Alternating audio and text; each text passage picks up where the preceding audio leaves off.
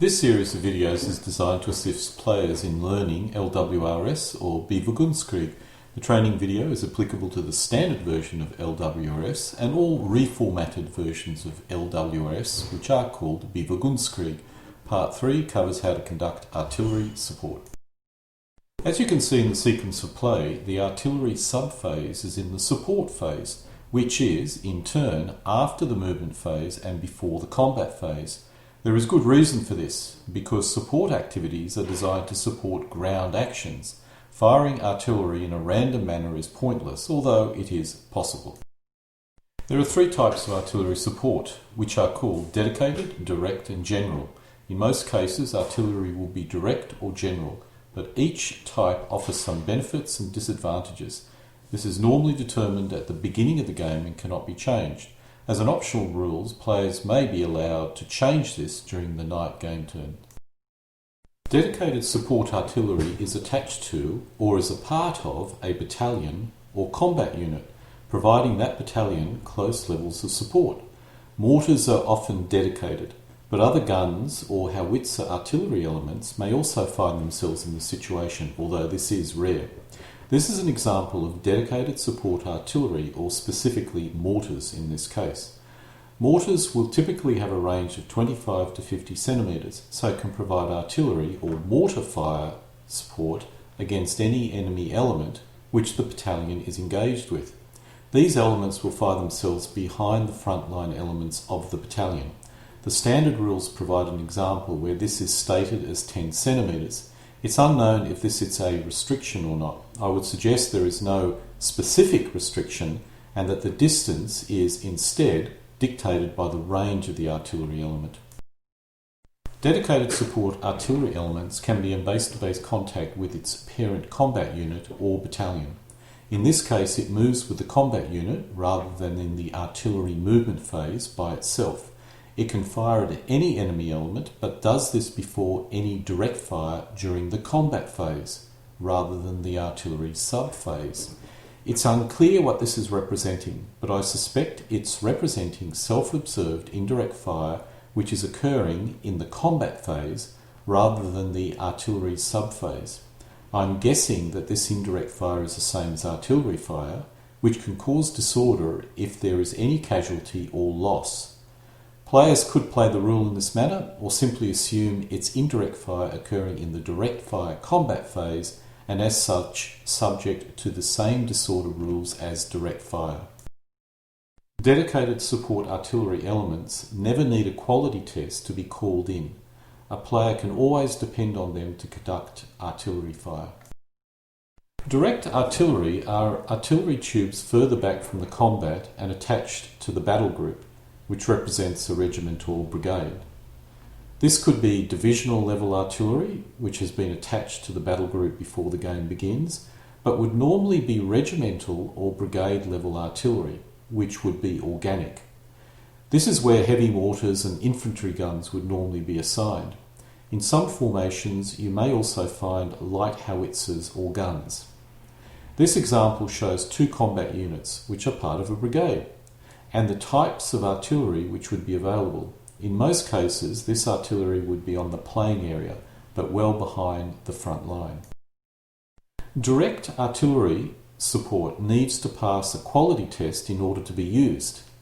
If they fail the quality test, they cannot be used for artillery support in the same game turn. In summary, they are wasted. It should be noticed that due to artillery supply, no artillery element can be expected to conduct fire for every game turn, so it's not as if you have wasted an opportunity to inflict damage.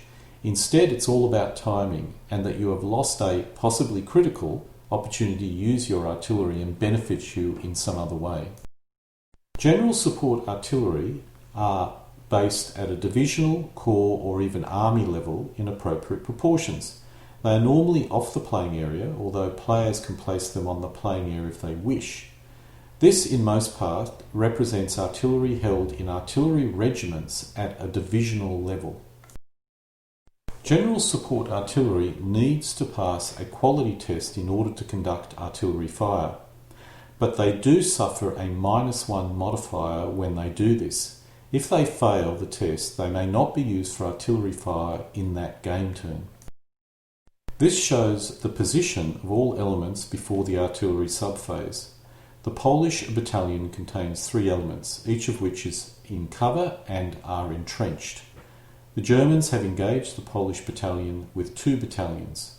The artillery support is being conducted to support this close assault or close combat. The Panzer Grenadier Battalion, which is represented by the 3 truck elements, has an 8 cm mortar element providing dedicated support. The commanding regiment or battle group has a 15 cm infantry gun providing direct support.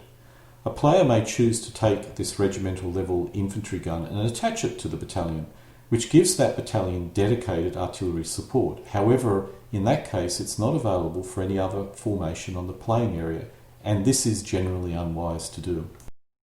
Finally, off the playing area we have a 10.5 cm howitzer element, providing general support to all German forces on the playing area.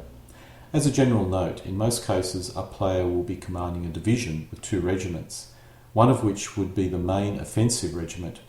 It may be better to attach any general support artillery to that regiment, making them direct support. This improves the ability to bring down artillery fire, and in most cases the offensive regiment will be using the bulk of the artillery. The only risk is if the other regiment needs some artillery support at a critical moment. The German player has moved 2 battalions into contact with the Polish battalion during the movement phase. During the artillery subphase, within the support phase, the German player wants to disorder the Polish battalion with artillery fire. It must be pointed out artillery can also be used by the defender, who can attempt to disorder the attacking battalion. This is not occurring in this example, but artillery support can be used by both attacker and defender in order to assist with a close combat. The 8 cm mortar element is considered as light artillery, which can conduct indirect fire against the Polish battalion with 2 FPs, or 2 d6 dice. A result of 4 to 6 will result in a hit. Because the mortars are dedicated, there is no quality test required to call down fire support. In this case, the Germans spin 2 d6 and achieve a hit. The Polish attempts to save. They get 1 defensive point for deployed and 1 defensive point for entrenched, which means a die roll of 3 to 6 will save. The Polish spin and manages to save. However, they did receive 1 hit for disorder purposes. A quick note, the 8 cm mortars have a range of 25 cm, and the distance between it and the enemy is 12 cm. The Germans now call down the 15 cm infantry gun, which is attached to the regiment and is considered as dedicated. This requires a quality test. In this case, the Germans have a quality of 3, so they need to spin a 1 to 3 to succeed. Unfortunately, the German 15 cm infantry gun fails this test and cannot be used during the current game turn.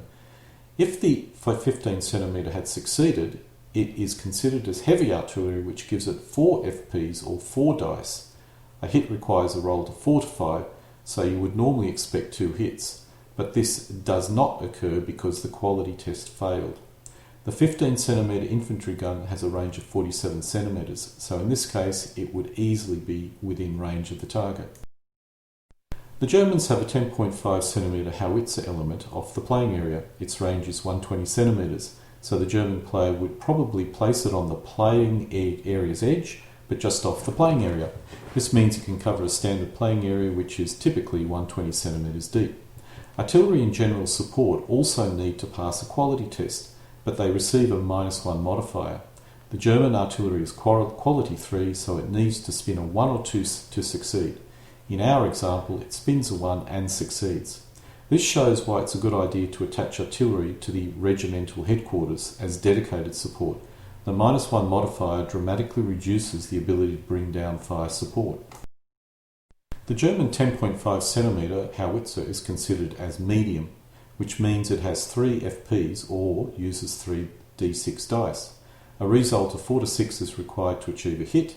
The Germans manage 1 hit, which is all they need to disorder the Polish battalion.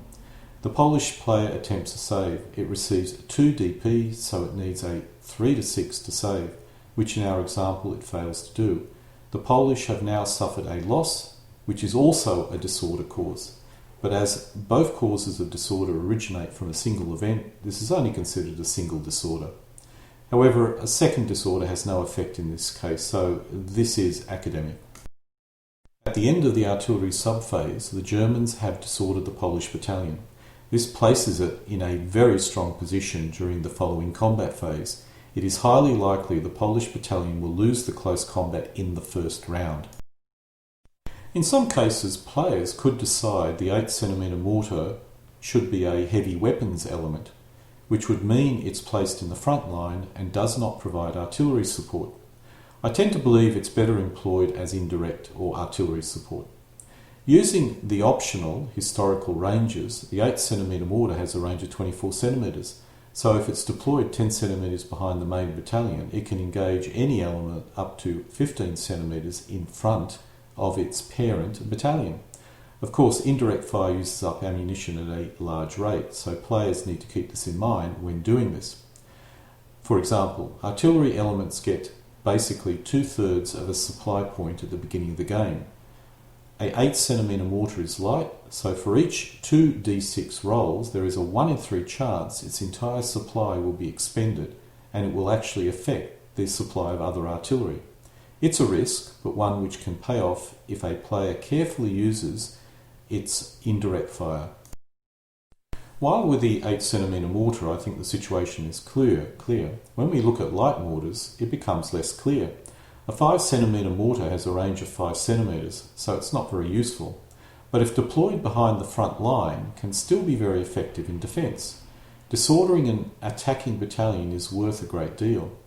A US 60mm mortar has a range of 18 cm, so this would be considered as very useful artillery and also useful in attack. If you decide to use light mortars as artillery support, they have 1 FP or use 1 d6 dice, and as they are dedicated they can always be used. Once they have expended their ammunition they become useless, so always be careful when you conduct artillery fire with these weapons. Artillery support is all about disordering the enemy battalion so any subsequent close assault can easily break through. This can also be achieved by aircraft support or catching infantry in the open without support. This concludes part 3 of my LWRS training series. I have no idea what part 4 will be, but I'm sure it'll be good. Denken Sie daran, immer für hier Heimatland zu kämpfen. Lightning War Red Storm was written by Andrew Stevenson. The current version, designed for both World War II and modern conflicts, is dated 2013. However, earlier versions were available as early as 2008. The rules use company-size elements, each consisting of 3 steps or strength points. These elements form battalions, and the basic combat unit is the battalion. The combat system uses a simple lots of d6 combat mechanism, and the sequence of play is an initiative-based movement phase system, followed by a fire phase. There is nothing revolutionary, but the package works very well. Bewegungskrieg version 1 is a reformatted version of the original rules with errata. Included are any corrections, additional numbering, updated tables, and additional cross-referencing. There is no changes to the original rules. All credits for the game design and rules go to Andrew Stevenson. Bewegungskrieg version 2 is an enhanced version of the original rules with errata. Included are any corrections, additional numbering, updated tables, and additional cross-referencing. Also included are optional rules such as terrain, weather, setup, or any other rules which fill gaps in the original rules.